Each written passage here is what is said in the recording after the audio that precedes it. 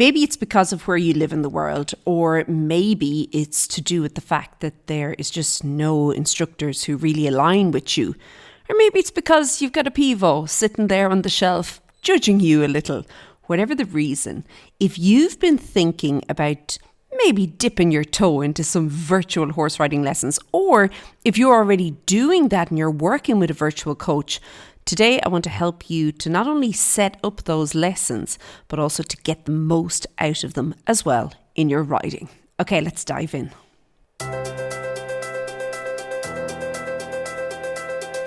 Hey there, and welcome to the Daily Strides podcast. My name is Lorna Leeson. I'm an equestrian trainer and coach, and I've been working with riders virtually online since 2013, helping them to understand a little bit more about their riding, but also to take big steps so that they can move forward in their training with their horse as well.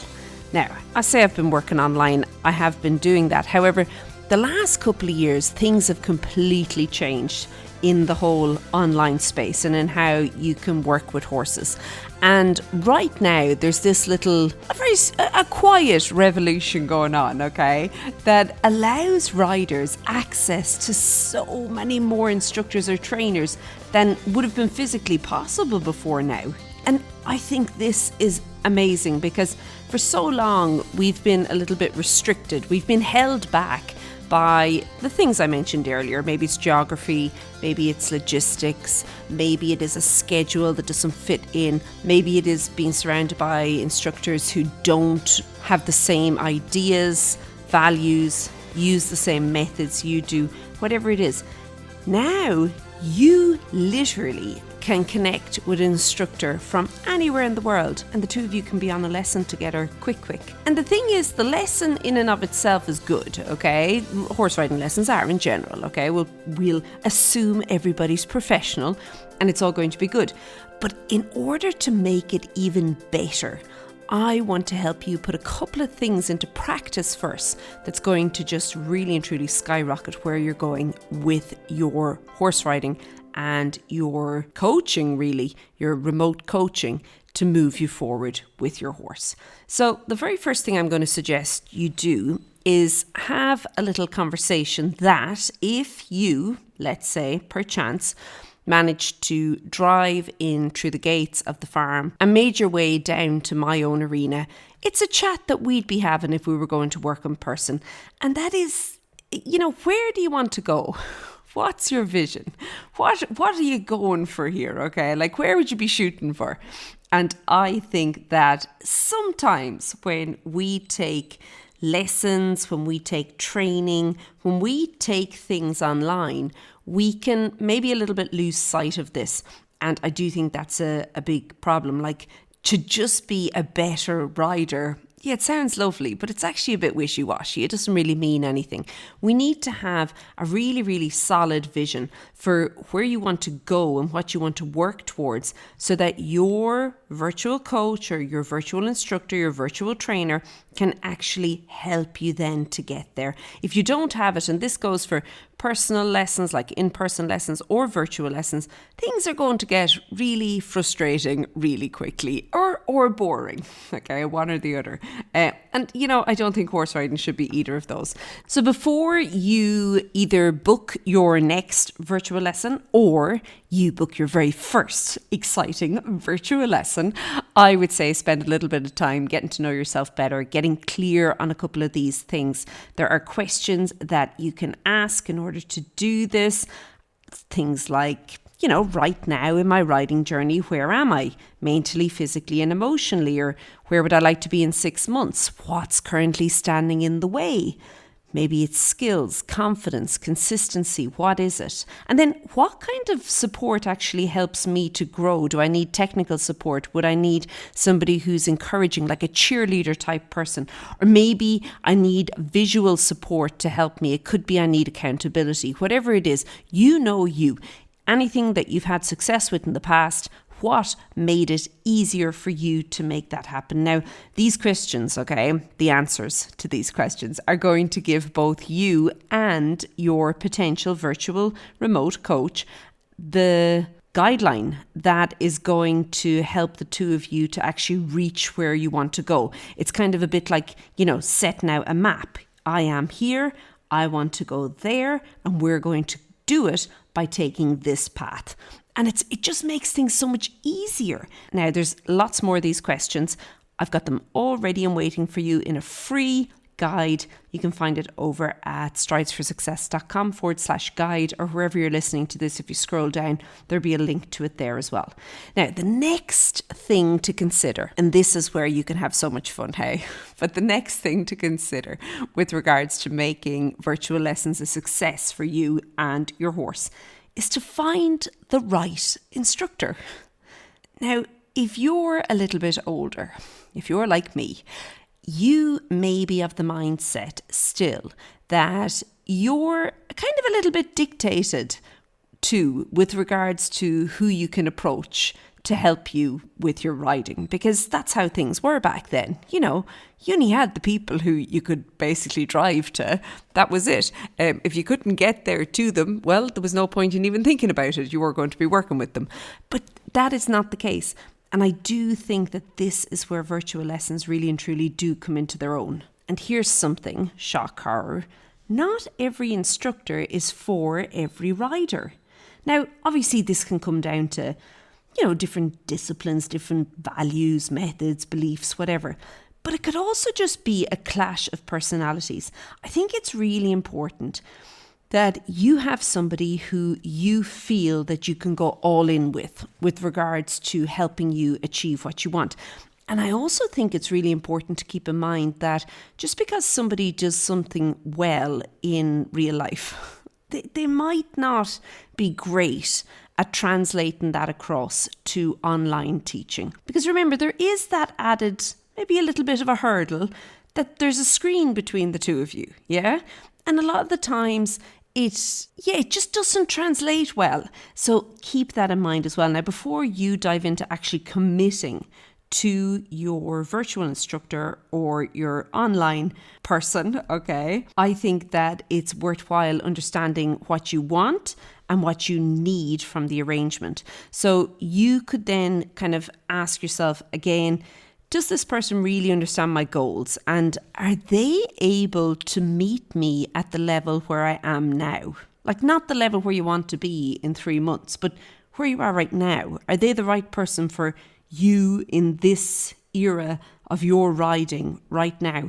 That's an important question. Sometimes we can get a little bit ahead of ourselves as riders. So I think it's important to kind of, whoa, Tonto, just half halt there for a second and make sure that the person you're working with is indeed the person for you. Are they able to explain things in a way that you can actually understand and that it makes sense?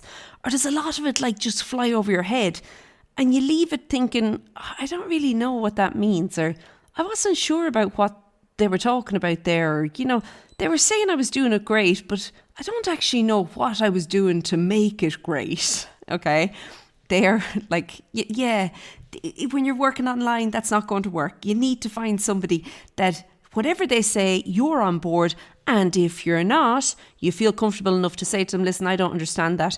Can you say that to me differently? Can you explain this to me in a different way, or explain this to me in a slightly different language? I need a little bit more help when it comes to understanding this concept, this movement, like why this is important, whatever the situation is for you and your horse. And then something that I really find important is, do you leave the lesson feeling like really energized, inspired, even if it was a hard lesson, even if it was tough? Are you leaving it feeling energized, or are you feeling a bit defeated and deflated? Energy really matters, and I think that finding the right person is going to be so important, especially for those days where things are not easy. The days when it feels like everything just is going completely the opposite direction from where you want it to go, okay? And they're going to happen. We have to be honest. When we ride horses, that is going to happen. And then the other thing that I would consider, and I feel that this is very important, particularly because a lot of the time this is not made clear initially, is what is their policy regarding rescheduling lessons that you cannot make? And now you're saying, what do you mean I can't make it? This is a commitment. just because you're doing lessons virtually, and yes, there definitely is less of a hurdle, less of a barrier to entry to actually getting onto the lesson, okay? Yeah, things happen, like there's weather, unless you have an indoor. And even at that, there could be problems with the Wi-Fi or the internet connection. I'll talk more about that just now, okay? Or like just other things that come up. Maybe your horse went lame, whatever. What's the policy? And I'm not saying anything's right or wrong. I'm just saying get really clear on that and make sure that it's going to really fit with you. Like, okay, so I'm back in Ireland now, and it has done nothing but rain since we got here. Now everyone's telling us, oh, it was lovely the last few weeks. I can't believe it. But like the day you came, it just started raining, and holy moly, have they been right, hey? But if I had virtual lessons on now, I would definitely have to reschedule due to the weather, due to the fact that in order for my equipment not to be ruined, I wouldn't be able to go out into the middle of an open arena. And we don't have an indoor here. So I wouldn't be able to do virtual lessons right now. So it's really important to have that conversation with your potential instructor or coach as well. It's almost like you want to interview each other. Now they're going to interview you a little bit, but you also want to interview them a little bit as well. Watch a few clips of them training, maybe join if they have any virtual online trainings, join one or two and see if you really align with what they're saying. Maybe chat via voice notes on an app somewhere, or maybe a short little Zoom call, okay? Chemistry does matter, both in person and when you're working together on virtual riding lessons. And again, one of the massive benefits to doing virtual lessons is that you are no longer limited by geography, but I do think that you have to do a little bit of homework to make sure you get a good fit for whoever it is you're choosing to bring on as your instructor.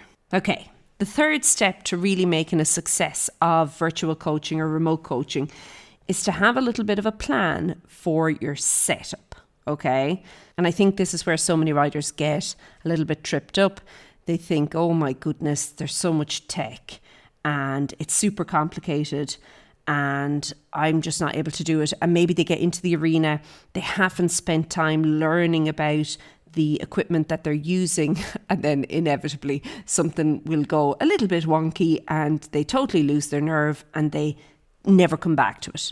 Spend time, like invest a little bit of time beforehand getting to know the tech and how to set it up. Now, I think if you want to simplify everything, go get yourself a Pivo. They are so easy to use. Like, it is so simple. It basically sets itself up is how simple it is. But not just that, it's easy for then your virtual coach or instructor to join you on the lesson.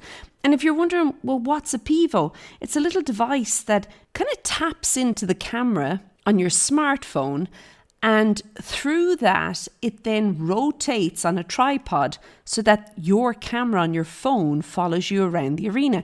So imagine if you're on a video Zoom call with somebody and the two of you are chatting face to face and you're talking to them and they're talking to you and it's all good.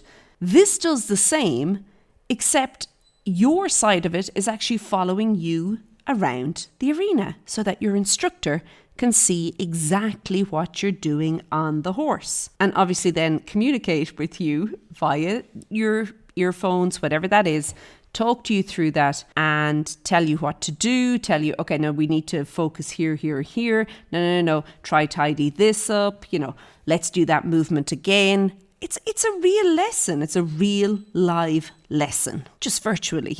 That's all.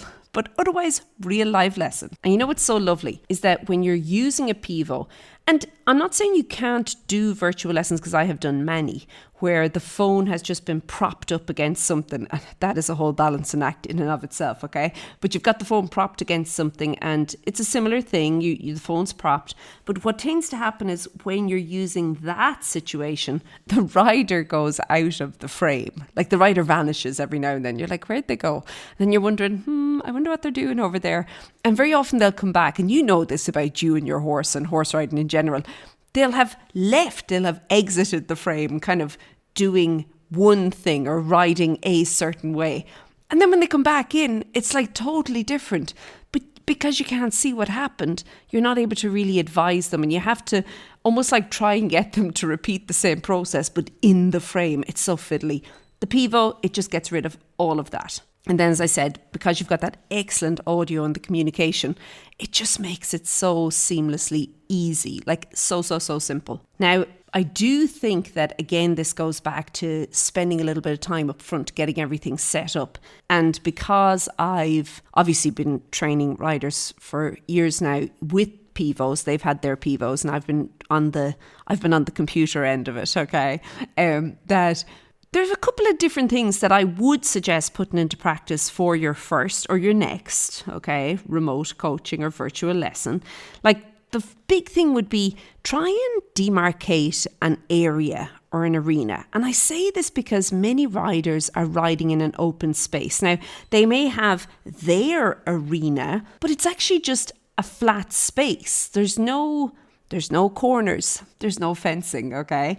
When you can demarcate an arena, even just initially to get going, it's going to help you to become more accurate, and then you can up the game even more if you use simple markers, okay? Maybe just cones or ground poles or something, okay? But it also helps the instructor, and I'm saying this from an instructor's perspective. It helps to gauge the size of the arena. It helps to gauge the consistency with the rider with regarding shapes and what they're doing and different things, okay? It just helps, okay? So I would definitely say that.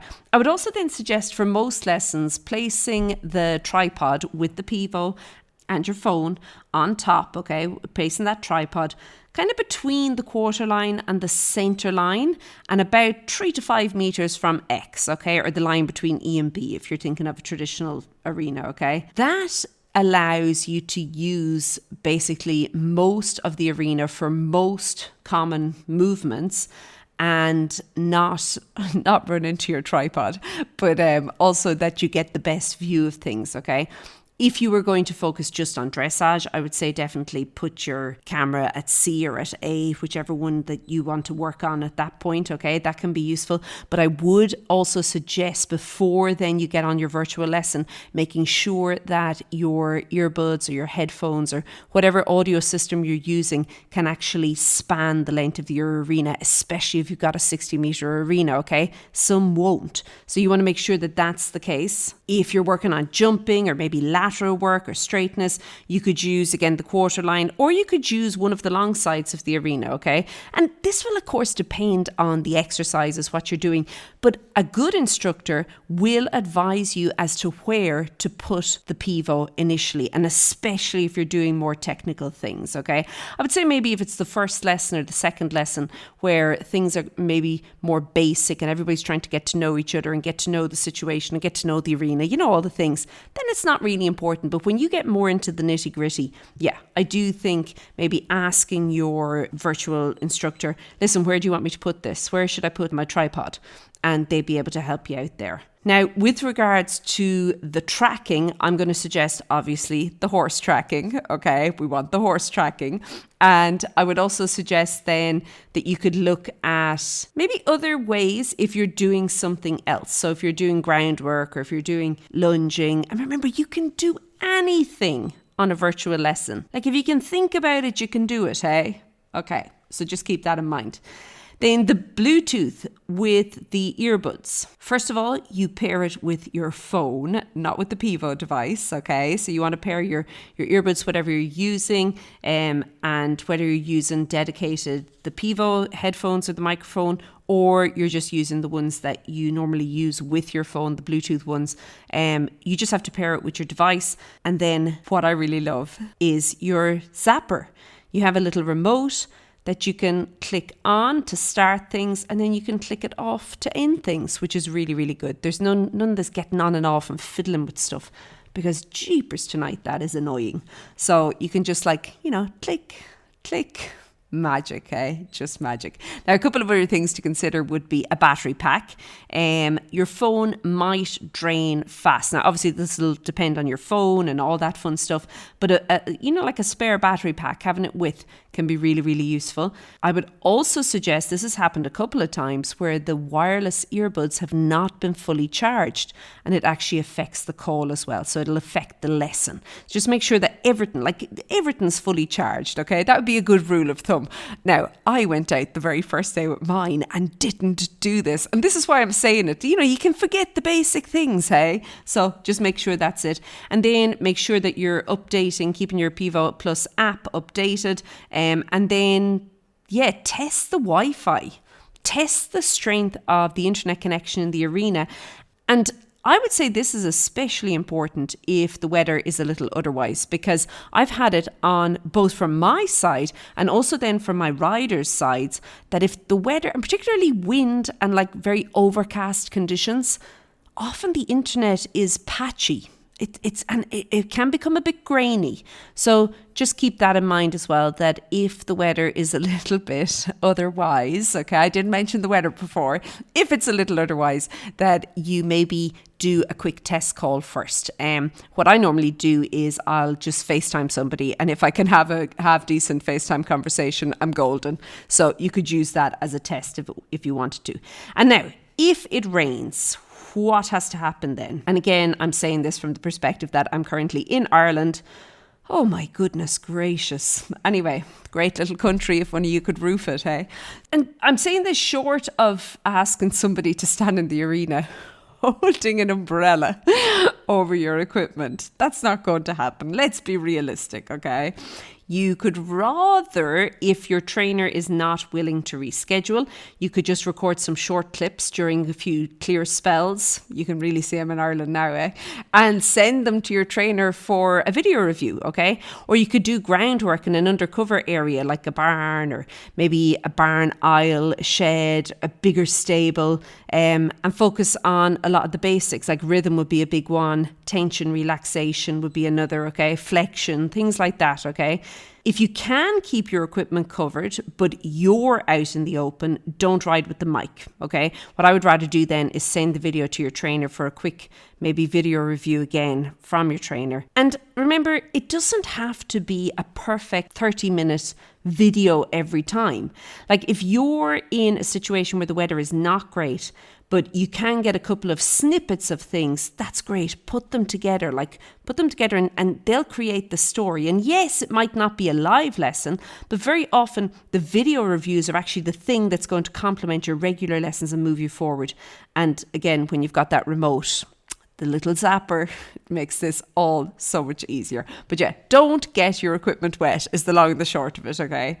Now, there's the fourth step to really making the most of virtual lessons. And I know this seems like Captain Obvious, but you'd be surprised. You actually do have to do the work between your lessons. You need to have that same level of enthusiasm, accountability and commitment when you dismount regarding you and your horse going forward. Because that's what's essentially going to move things from being, an interesting little hour or whatever spent to actually being transformative for you and your horse and your riding. Your instructor is a guide. It's you that has to do the work to turn things around and to really see the progress. Like you could maybe watch your Pivo clips back between lessons and kind of note what you see, or you could write down takeaways in that, or next ride questions. And then, all those things that I mention all of the time about actually doing riding reviews and planning and things like that, they'd be really important as well. One of the ways that many of my riders work between lessons is they use the audio horse riding lessons inside of Daily Strides Premium to actually work on specific points between the lessons, and then we get to work together in the virtual lessons themselves, and that works really, really well. So yeah, I mentioned a guide at the very beginning, the virtual lesson setup guide. It's 100% free and you can download it today. You can get it over at stridesforsuccess.com/guide. And as I said at the beginning, virtual lessons can change everything for you and your horse. And I do think that just like all things worth doing, you'll get more out of it if you put a little bit of effort into it at the very beginning before you get going. Okay, I am going to leave it there for today. Have an absolutely fantastic day, and I'll chat to you soon. Be good. Bye.